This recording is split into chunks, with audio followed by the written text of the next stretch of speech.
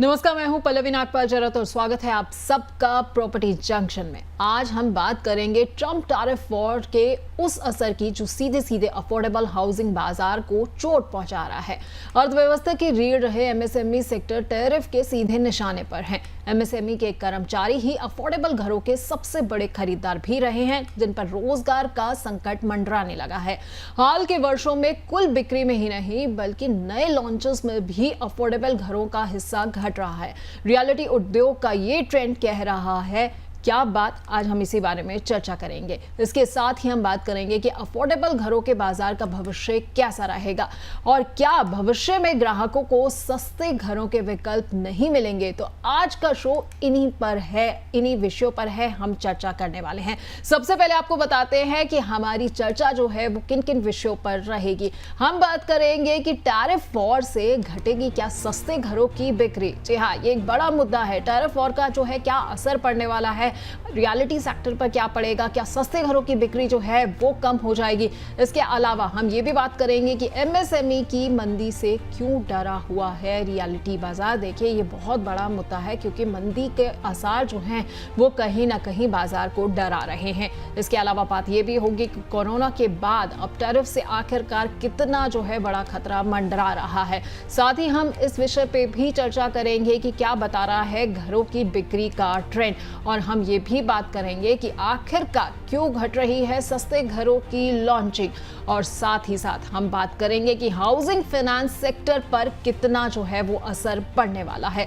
तो इन तमाम मुद्दों पर चर्चा होगी, लेकिन सबसे पहले बात करते हैं पुणे के बिल्डर आनंद सिंघानिया की, जो सस्ते घरों की घटती बिक्री से परेशान है।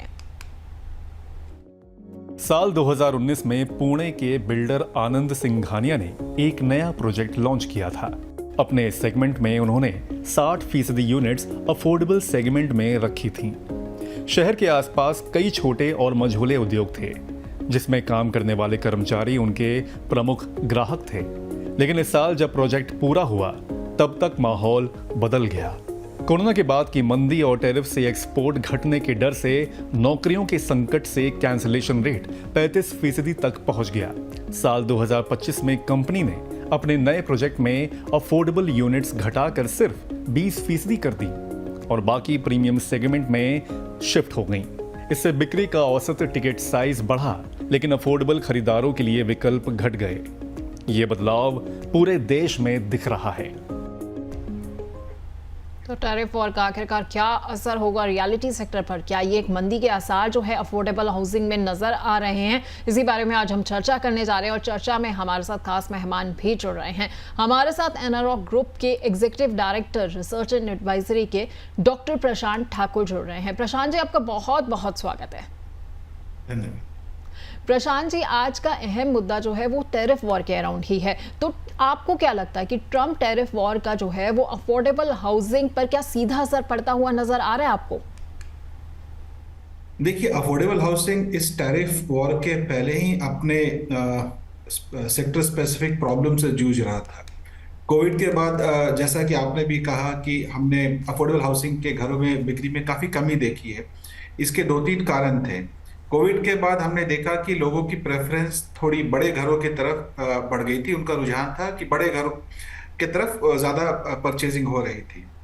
और जिस तरह की तेजी हमने कोविड के बाद रियल एस्टेट सेक्टर में देखा, उसकी वजह से लैंड प्राइसेस काफ़ी बढ़ गए और ओवरऑल सप्लाई चेन इश्यूज की वजह से कंस्ट्रक्शन कॉस्ट भी काफ़ी बढ़ गया। तो ओवरऑल एक अफोर्डेबल हाउसिंग के डेवलपर के लिए कॉस्ट जो कि काफ़ी इंपॉर्टेंट फैक्टर होता है, वही काफ़ी बढ़ चुका था, जिसकी वजह से हमने देखा कि अफोर्डेबल हाउसिंग के सप्लाई में थोड़ी सी कमी आई। और दूसरी तरफ अगर आप देखें, कोविड के बाद जहां हमने देखा अपर सेगमेंट में इनकम रिकवरी काफ़ी तेज़ी से हुई, एसएमईज और एमएमएसईज काफ़ी स्ट्रगल कर रही थी, और जिसके वजह से जो खरीदार जो ज़्यादातर इन्हीं सेक्टर्स में काम करते हैं, उन्होंने बिक्री में भी थोड़ी, खरीदारी में भी थोड़ी कमी करी और अब ये अपनी परेशानी से जूझ ही रहा था।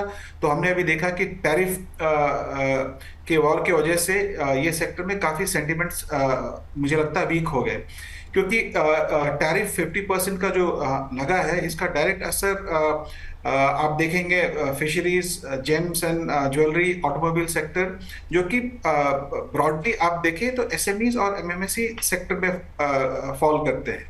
और अफोर्डेबल हाउसिंग के 85% बायर्स इन्हीं सेक्टर से आते हैं।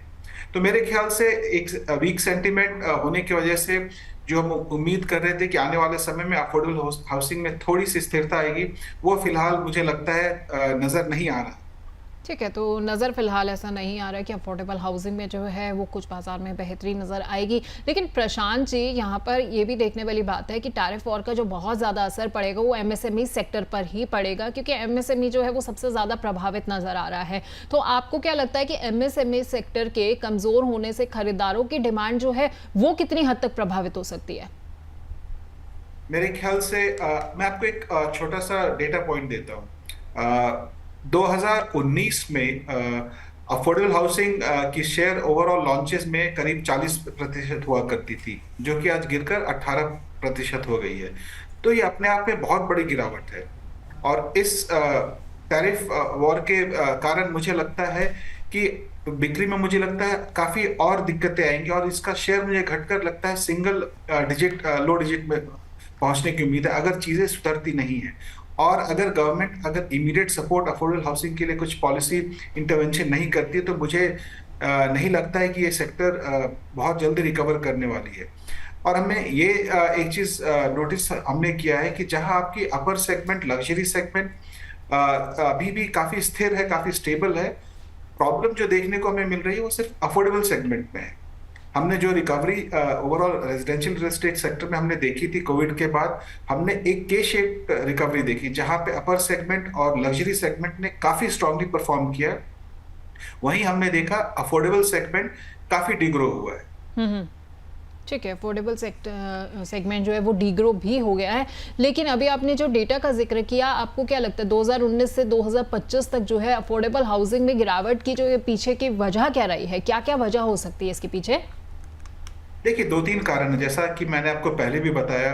कोविड के बाद लोगों की प्रेफरेंस बड़े घरों की तरफ ज्यादा थी, और इंडस्ट्री में जिस तरीके की हमने रिकवरी देखी उसकी वजह से लैंड प्राइसेस काफी बढ़ गए। और अगर आप देखें, हमने कॉस्ट ऑफ कंस्ट्रक्शन में भी काफी तेजी देखी है।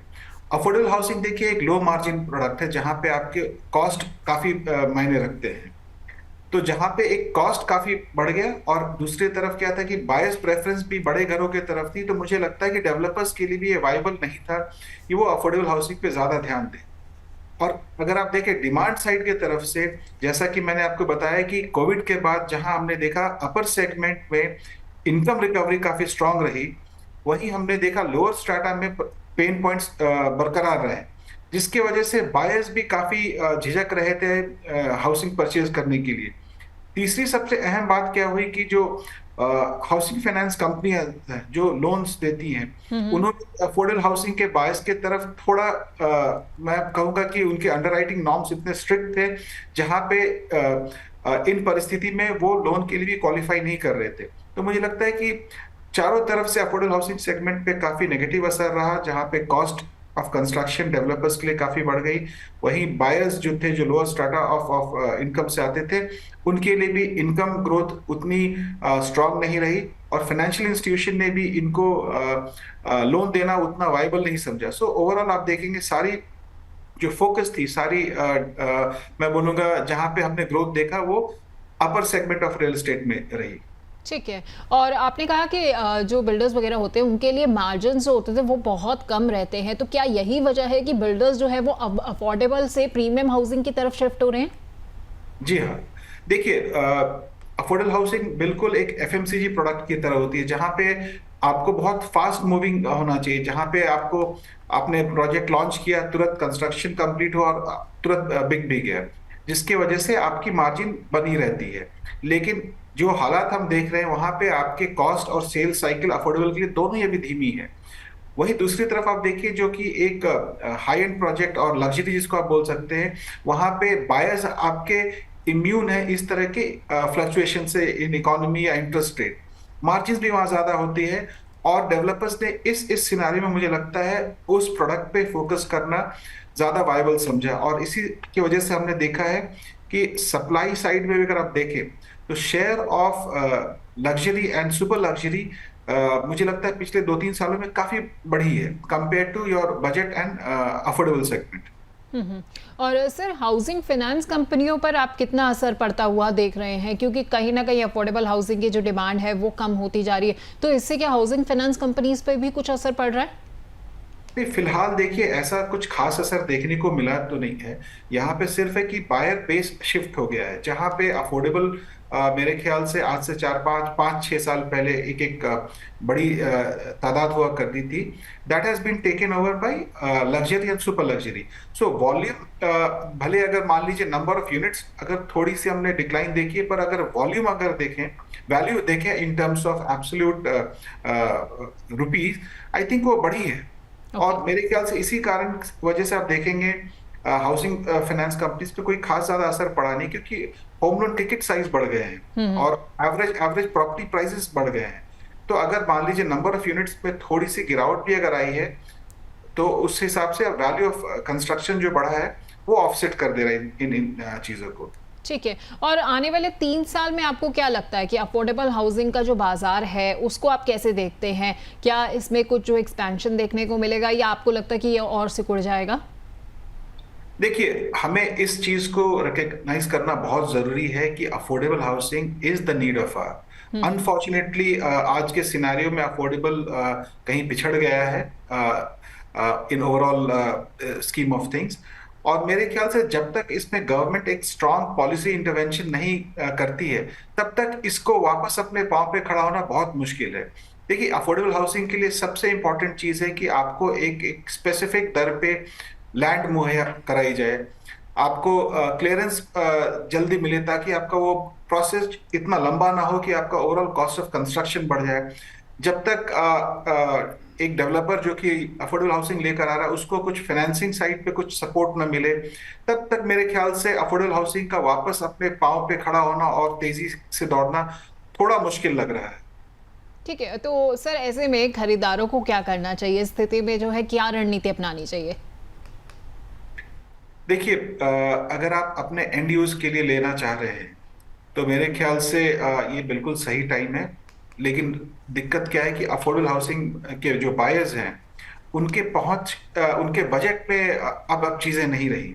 जी। तो अब मार्केट बिल्कुल दो डिफरेंट सेगमेंट में बढ़ चुका है। एक है अपर मिड सेगमेंट और लग्जरी सेगमेंट, जहां में कोई मंदी के साइंस बिल्कुल नहीं दिख रहे। मार्केट बिल्कुल स्ट्रांग है, डेवलपर्स के लॉन्चेस काफी स्ट्रांग हैं, और मेरे ख्याल से आने वाले समय में इसमें कोई दिक्कत नहीं आ रही है। दूसरी तरफ अनफॉर्चुनेटली जो तबका लोअर इनकम या लोअर मिडिल क्लास से आते हैं, उनके लिए अनफॉर्चुनेटली अभी ऑप्शंस बहुत सिकुड़ गए हैं मार्केट में। और इसका सीधा कारण ये है कि अफोर्डेबल सेगमेंट की सप्लाई ही बिल्कुल मार्केट में अभी ना के बराबर है। जैसा कि मैंने कहा, सिकुड़ कर वो करीब 12 से 15% के लगभग हो गई है, और वो भी सप्लाई जब आ रहे हैं वो हो सकता है कि काफी आउटस्कर्ट्स पे हो। तो हमें ये चीज तो रिकग्नाइज करना बहुत इंपॉर्टेंट है कि हाउसिंग फॉर ऑल की जो स्कीम जो प्रधानमंत्री की जो इतनी अच्छी और नोबल एक स्कीम है, उसको अगर हमें फुलफिल करना है तो एक पॉलिसी इंटरवेंशन जैसा कि मैं कह रहा हूँ बहुत जरूरी है। और मुझे लगता है आने वाले समय में गवर्नमेंट इसके तरफ जरूर कुछ करेगी, बिकॉज मेरे ख्याल से हाउसिंग फॉर ऑल को लेकर गवर्नमेंट काफी सीरियस है।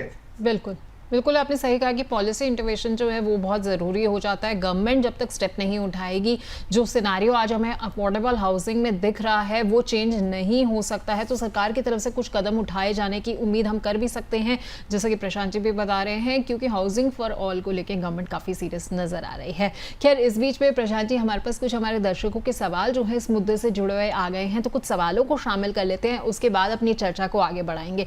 सबसे पहला सवाल जो हमारे पास आया है वो अमन गुप्ता का है। ये कह रहे हैं कि क्या आने वाले समय में अफोर्डेबल घरों की कीमतें और बढ़ेंगी? देखिए, आने वाले समय में जिस तरीके से हम देख रहे हैं कॉस्ट ऑफ कंस्ट्रक्शन बढ़ रहा है, और जिस तरह की टैरिफ वॉर की वजह से हम ग्लोबल सप्लाई चेन में डिस्ट्रप्शन देख रहे हैं, तो आने वाले समय में मेरे ख्याल से चीजें थोड़ी महंगी ही होंगी।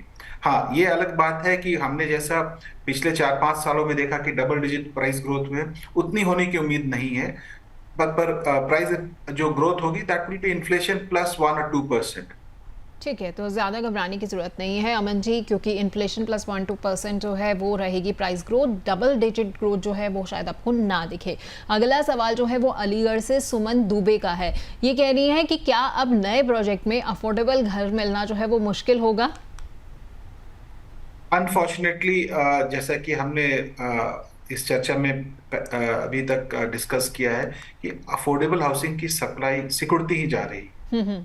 तो आने वाले समय में हम affordable housing I think share घटेगा ही। हाँ, ये अलग बात है कि एक प्रोजेक्ट में आपको 1 BHK या 1.5 BHK छोटे साइज के यूनिट्स अवेलेबल हो, पर अफोर्डेबल में जो पहले आज से 6-8 साल पहले हुआ करता था कि आपको एक 2 BHK भी 40-45 के रेंज में मिल जाता था, वो थोड़ी मुश्किल है। आपको 40-45 लाख के बजट में अगर मकान चाहिए तो मुझे लगता है आपको शहर के बाहरी हिस्सों में देखना पड़ेगा। बिल्कुल सही कहा आपने कि अगर 40-50 लाख के बजट में जो है मकान चाहिए तो वो शहरों से बाहर जो है वो जाकर मिलता है। सप्लाई का बहुत बड़ा जो है अफोर्डेबल हाउसिंग में एक बहुत बड़ा इशू जो है वो देखा जा रहा है, और इसकी वजह से जो है कहीं ना कहीं तमाम ग्राहकों को दिक्कत आ रही है। एक अगला सवाल और ले लेते हैं, जयपुर से विशाल शेखावत का है। ये कह रहे हैं क्या MSME सेक्टर में रिकवरी के बाद जो है वो डिमांड लौट सकती है? देखिए, आई थिंक MSMEs और SMEs में रिकवरी आने के बाद भी मुझे लगता है गवर्नमेंट जब तक policy intervention in terms of subsidised loan, subsidised finance, construction finance for affordable housing जब तक प्रोवाइड नहीं कराती, अफोर्डेबल का मुझे लगता है वापस से तेजी में आना थोड़ा मुश्किल है। तो मैं यही कहना चाहूंगा कि गवर्नमेंट इंटरवेंशन और सपोर्ट के बिना ये बहुत मुश्किल है, क्योंकि कॉस्ट इतनी बढ़ चुकी है, लैंड कॉस्ट इतना बढ़ चुका है। तो वहां पे एक डेवलपर के लिए अफोर्डेबल हाउसिंग लेकर आना बिल्कुल वायबल नहीं है। जब तक सरकार शहर के रेजिडेंशियल इलाकों में अफोर्डेबल हाउसिंग के लिए एक एक लैंड डेवलपर को प्रोवाइड नहीं कराती है, जब तक उसको एक एक सब्सिडाइज कॉस्ट ऑफ कंस्ट्रक्शन की फैसिलिटी नहीं मिलती है, और उसको एक single window clearance for affordable project के लिए नहीं मुहैया कराया जाता सिस्टम, तो मेरे ख्याल से चीजें थोड़ी ट्रबलसम हो सकती है। ठीक है, तो यहाँ पर सरकार की तरफ से जो है वो इनिशिएटिव्स होने जो है बहुत ज़रूरी है, जैसा कि प्रशांत जी भी बता रहे हैं। खैर, अगर आपके भी मन में जो है अफोर्डेबल हाउसिंग से जुड़े या रियल एस्टेट से जुड़े जो हैं वो सवाल उठ रहे हैं, तो आप बहुत सिंपल तरीके से जो है अपने सवाल हमें भेज सकते हैं। तरीका बेहद आसान है, व्हाट्सएप के ज़रिए अपने सवाल आप हमें भेजिए। सबसे पहले आपको क्या करना है, आपको अपने व्हाट्सएप मैसेज में टाइप करना है PROP जो कि प्रॉपर्टी का शॉर्ट फॉर्म है, उसमें एक स्पेस दीजिएगा और उसके बाद जो है अपना सवाल टाइप कीजिएगा, और उसके बाद 9354027995 पर अपना सवाल हमें भेज दीजिएगा। इसके अलावा एक्स और फेसबुक के जरिए भी आप अपने सवाल हमें भेज सकते हैं, और यूट्यूब के जरिए तो बहुत आसानी से और भेज सकते हैं। जी हाँ, यूट्यूब में हमारे शो का जो लिंक है वहाँ पर उसके नीचे आप कॉमेंट सेक्शन में जाइए और कॉमेंट सेक्शन में अपने सवाल जो है वो टाइप कीजिए। हम वहाँ से भी आपके सवाल जो है ज़रूर अपने शो में शामिल करेंगे।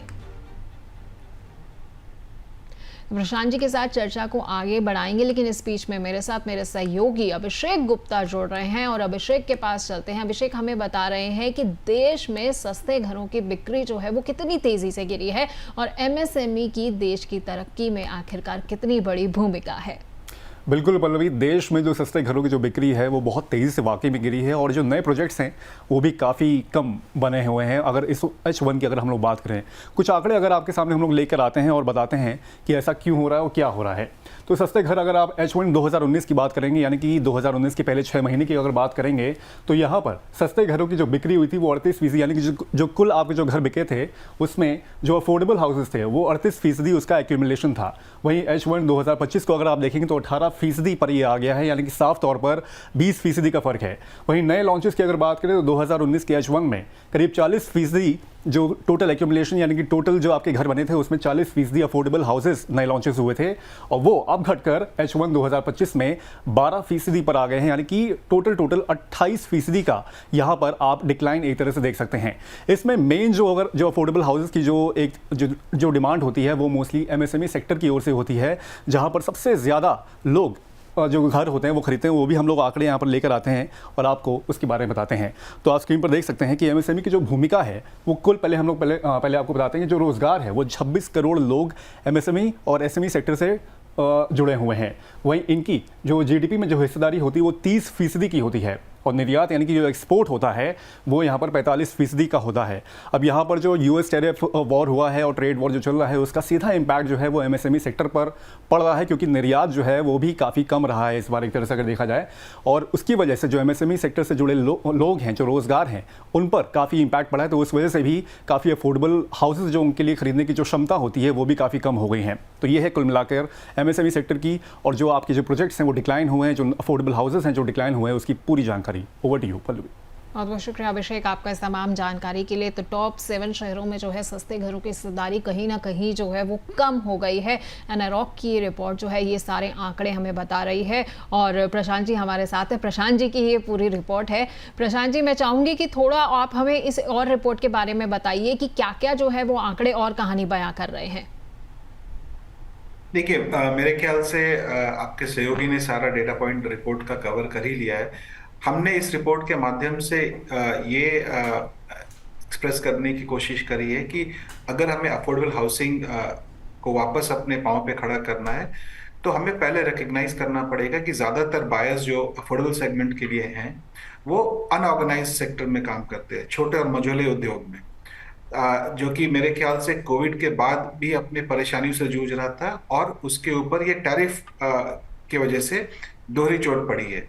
तो मेरे ख्याल से जहां एक एक उद्योग को सपोर्ट चाहिए, एसएमईज और एमएमएसईज को, उसी तरह अफोर्डेबल हाउसिंग के लिए एक अलग फोकस चाहिए जहां पे हमें पॉलिसी के थ्रू सपोर्ट मिलना चाहिए। जैसा कि पहले भी मैंने कहा कि अफोर्डेबल हाउसिंग को नॉर्मल हाउसिंग से थोड़ा अलग ट्रीट करना चाहिए। उनके लिए एक सिंगल क्लियरेंस विंडो होना चाहिए ताकि अप्रूवल प्रोसेस बहुत स्मूथ हो। लैंड मुझे लगता है कि अफोर्डेबल हाउसिंग के लिए गवर्नमेंट को प्रोवाइड करनी चाहिए और मेरे ख्याल से कंस्ट्रक्शन फाइनेंस की एक सुविधा होनी चाहिए जो कि एक सब्सिडाइज रेट पे अफोर्डेबल हाउसिंग के डेवलपर्स को मिलनी चाहिए। और और जो पहले प्रधानमंत्री आवास योजना के थ्रू कुछ सहूलियतें थी जो कि क्रेडिट लिंक सब्सिडी स्कीम जो कि 2020 या 21 में शायद समाप्त हो गए, उन स्कीम को वापस लाना चाहिए। इससे दो चीज होगी, सप्लाई साइड से भी मुझे लगता है डेवलपर्स को एनकरेजमेंट मिलेगा अफोर्डेबल हाउसिंग लेकर आने के लिए, प्रोवाइडेड गवर्नमेंट सपोर्ट हो। दूसरी तरफ जो बायर्स है, जो डिमांड साइड, वो भी स्ट्रेंथन होगा क्योंकि उनको भी सपोर्ट मिलेगा। एक तो एसएमईज और एमएमएसई सेक्टर को अगर सपोर्ट मिलता है तो रोजगार के आसार उनके सुदृढ़ होंगे। और दूसरी सबसे इंपॉर्टेंट बात होगी, अगर उनको एक सब्सिडाइज रेट पे होम लोन मिले अफोर्डेबल हाउसिंग के लिए, तो मुझे लगता है उनको थोड़ी एनकरेजमेंट मिलेगी। तो मेरे ख्याल से बोथ फ्रॉम डिमांड साइड और सप्लाई साइड इंटरवेंशन की जरूरत है, क्योंकि हम इस चीज को नकार नहीं सकते हैं कि अफोर्डेबल हाउसिंग हमारे हाउसिंग फॉर ऑल स्कीम के लिए एक बहुत ही इम्पोर्टेंट एस्पेक्ट है जिसको इग्नोर नहीं किया जा सकता है। ठीक है प्रशांत जी, लेकिन टॉप 7 शहरों के अगर यहाँ पे हम देखें आंकड़े जो बता रहे हैं उसमें बिक्री भी घटी हुई है, न्यू लॉन्चेस भी जो है वो भी कम हुए हैं। तो अफोर्डेबल हाउसिंग के घटने से जो है रियलिटी सेक्टर का बिजनेस मॉडल कुछ आपको लगता है कि बदलेगा किसी हद तक? नहीं, मेरे ख्याल से ऑलरेडी आप देखें थोड़ी सी इसमें चेंजेस हमें देखने को मिली है। डेवलपर्स अब पूरी तरीके से अपर सेगमेंट और प्रीमियम सेगमेंट पे फोकस कर रहे हैं, जहां हमने देखा है कि भले नंबर ऑफ यूनिट्स सोल्ड थोड़ी सी हमने गिरावट देखी है, पर overall value of real estate sold में काफी इजाफा हुआ है। और इसका कारण सिर्फ यही है कि बड़े घर बिक रहे हैं और प्राइसेस काफी बढ़ गए हैं। और दूसरी सबसे इंपॉर्टेंट क्या बात है कि ग्रेड ए डेवलपर्स की पार्टिसिपेशन मार्केट में काफी बढ़ी है। सो ओवरऑल स्ट्रेंथ अगर आप देखें, अपर सेगमेंट, लग्जरी सेगमेंट और super luxury segment, ultra luxury segment हम जिसको बोल सकते हैं, वहां पे फंडामेंटल्स काफी स्ट्रांग है। आप देखिए फर्स्ट हाफ ऑफ 25 में करीब 26 से 27 हजार एकड़ की लैंड ट्रांजैक्शन डेवलपर्स ने की है, जो पूरे 2024 से ज्यादा है। जहां हम अभी बात करें कि 6 महीने में जितना लैंड ट्रांजैक्शन हो चुका है वो पिछले 2024 से कहीं ज्यादा है। और इसमें 55% ऑफ लैंड जो है रेजिडेंशियल डेवलपमेंट के लिए ईयरमार्क किया हुआ है। तो मेरे ख्याल से डेवलपर्स भी काफी पॉजिटिव हैं रियल एस्टेट के फ्यूचर को लेके। और अपर सेगमेंट में डिमांड की कोई कमी नहीं है, डेवलपर्स के बैलेंस शीट काफी स्ट्रांग है। और मेरे ख्याल से फेस्टिव सीजन में आप देखेंगे काफी लॉन्चेस प्लान्ड है। अनफॉर्चुनेट पार्ट यही है कि इस पूरे ग्रोथ स्टोरी में अफोर्डेबल कहीं ना कहीं पीछे छूट गया है। ठीक है, तो अफोर्डेबल हाउसिंग जो है कहीं ना कहीं इस ग्रोथ स्टोरी में पीछे छूट गया है, प्रीमियम सेगमेंट अच्छा खासा आगे जा रहा है। तो आने वाले 5 सालों में आपको क्या लगता है कि अफोर्डेबल और प्रीमियम हाउसिंग का बैलेंस जो है वो एक बार फिर से बन सकता है? जैसा कि मैंने कहा, बन सकता है और जरूरी है बनना, पर मेरे ख्याल से गवर्नमेंट सपोर्ट के बिना यह पॉसिबल नहीं है। और आने वाले समय में हम देखेंगे कि झुकाव थोड़ा आपको अपर सेगमेंट की तरफ ज्यादा देखने को मिलेगा, क्योंकि आप देखिए जिस तरीके से इनकम ग्रोथ जो हुआ है अपर सेगमेंट में वो काफी स्ट्रांग रहा है compare to the bottom of pyramid. So मेरे ख्याल से 70-30 का रेशियो होगा, जहां पे आप देखेंगे सारे डेवलपर्स 70% डेवलपर्स और जो प्रोजेक्ट्स आएंगे वो आपके अपर सेगमेंट में होंगे, और जहां 25-30% मेरे ख्याल से अफोर्डेबल सेगमेंट होंगे। यानी कि तो कह सकते हैं कि ग्राहकों को जो है वो प्रीमियम घरों के विकल्प ज्यादा मिलते रहेंगे। जी हाँ। ठीक है, तो प्रीमियम घरों के विकल्प जो है वो आपके पास आने वाले समय में ज़्यादा हो सकते हैं, अफोर्डेबल के विकल्प जो है वो कम हो सकते हैं। लेकिन उम्मीद हम यही करते हैं कि बेटर जो है वो सिचुएशन हो जाए, ताकि हाउसिंग फॉर ऑल का जो एक सपना सरकार का भी है वो जो है जल्द से जल्द पूरा हो सके। खैर, इस बीच में प्रशांत जी, हमारे पास कुछ और हमारे दर्शकों के भी सवाल आए हैं, तो कुछ और सवालों को भी शामिल कर लेते हैं। नोएडा से हमारे पास सवाल आया है अजय मल्होत्रा का। ये कह रहे हैं कि क्या अभी घर खरीदने के लिए सही समय है? मैं अज्यूम कर रहा हूँ कि ये सवाल अफोर्डेबल के लिए, जनरल रियल एस्टेट के लिए। तो मेरे जी। ख्याल से मेरा जवाब यही होगा कि अगर आप अपने एंड यूज के लिए लेना चाहते हैं तो बिल्कुल सही समय है। इंटरेस्ट रेट आप देखिए बिल्कुल मेरे ख्याल से काफी कम है। आरबीआई ने हाल में ही 50 बेसिस पॉइंट से इंटरेस्ट रेट कट किया है, और बहुत सारे बैंक्स ने इसका बेनिफिट होम लोन के बोरोवर्स को भी पास ऑन किया है। और आज के डेट में ग्रेड ए डेवलपर्स काफी अच्छे प्रोडक्ट्स लेकर आ रहे हैं। रेरा के आने की वजह से मार्केट पे एक ट्रांसपेरेंसी का माहौल है, जहां पे आपको पता है कि केसेस ऑफ डिलेज अब बहुत कम हो गए हैं। तो मेरे ख्याल से अगर आप एंड यूज के लिए लेना चाहते हैं तो आपके पास अच्छे विकल्प है, और ये बिल्कुल सही समय है घर लेने का। ठीक है, तो घर खरीदने का सही समय है, सस्ता लोन भी आपको मिल जाएगा। बैंकों ने जो है वो, हमने जैसे पहले भी आपको बताया था कि ज़्यादातर जो है बैंक्स ने आपको सारा फ़ायदा पास ऑन भी कर दिया है, तो इसमें कोई दिक्कत नहीं आनी चाहिए। अगला सवाल सूरत से पूजा गुप्ता का है। ये कह रही है कि क्या टैरिफ के चलते जो है वो प्रोजेक्ट्स की लागत और घरों की कीमतें बढ़ सकती हैं?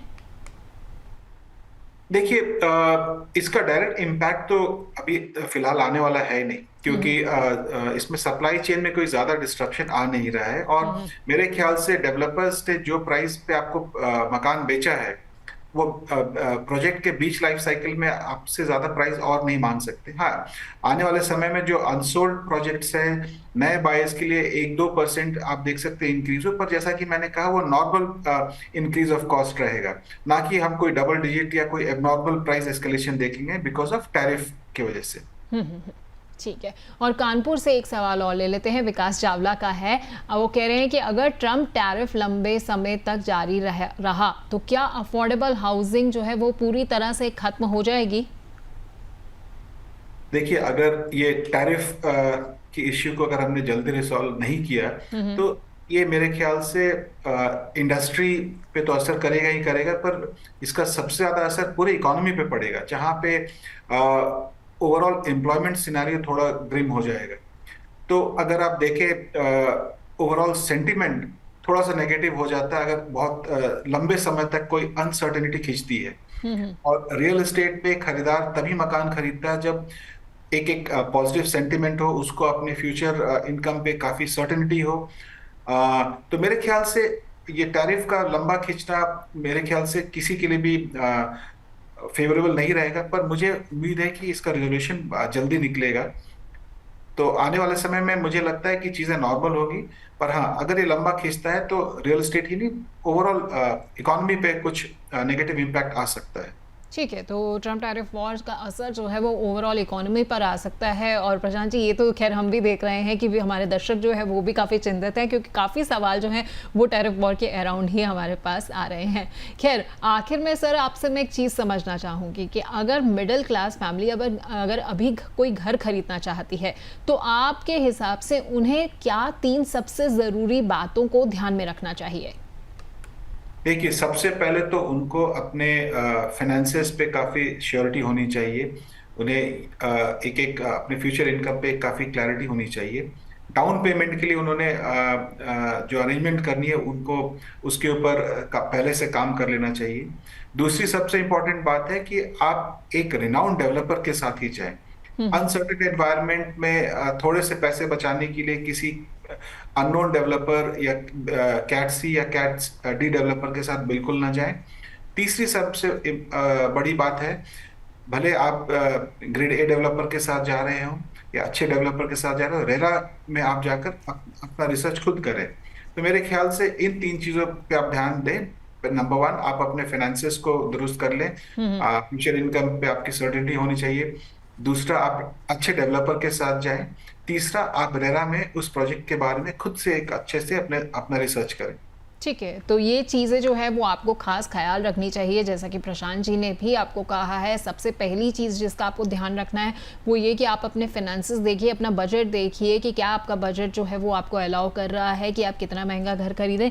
दूसरा, जैसा कि प्रशांत जी ने बताया, एक ऐसा डेवलपर का चुनाव करें जिसकी मार्केट में रेपुटेशन अच्छी हो। देखिए ज़रा एक बार अच्छे से गौर से कि उसकी हिस्ट्री आपको क्या बताती है, क्या वो टाइमली जो है प्रोजेक्ट डिलीवर करता है, नहीं करता है, ये सारी चीज़ों का ख्याल रखिएगा। और तीसरा जो सबसे इंपॉर्टेंट पॉइंट प्रशांत जी ने हमें बताया वो ये है कि रेरा में रजिस्टर्ड होना चाहिए, और रेरा में उसके जाकर जो है आप सारी चीज़ें जो है ज़रूर क्रॉस चेक करें जब भी आप घर खरीदने जा रहे हैं। तो बहुत बहुत शुक्रिया प्रशांत जी आपका, आप हमारे साथ जुड़े, आपने हमारे दर्शकों को जो है बहुत अच्छे से जो है अफोर्डेबल हाउसिंग मार्केट की पूरी तस्वीर साफ करके बता दी है कि क्या जो है वो इस वक्त की कहानी बयां कर रही है। तो बहुत बहुत शुक्रिया आपका। धन्यवाद। तो देखिए, अफोर्डेबल हाउसिंग मार्केट में बदलाव जो है वो साफ तौर पर नजर आ रहा है, और ट्रम्प टैरिफ वॉर ने तो इसमें तेजी भी ला दी है। आने वाले समय में खरीदारों को ज्यादा समझदारी और प्लानिंग के साथ ही घर खरीदना होगा। तो अगली बार जब हम शो लेकर आएंगे तो हम एक और अहम मुद्दे पर चर्चा भी करेंगे, और आपके बहुत सारे सवालों के जवाब भी हमारे एक्सपर्ट के जरिए दिलाएंगे। तो तब तक के लिए नमस्कार, और देखते रहिए अमर उजाला द बोनस।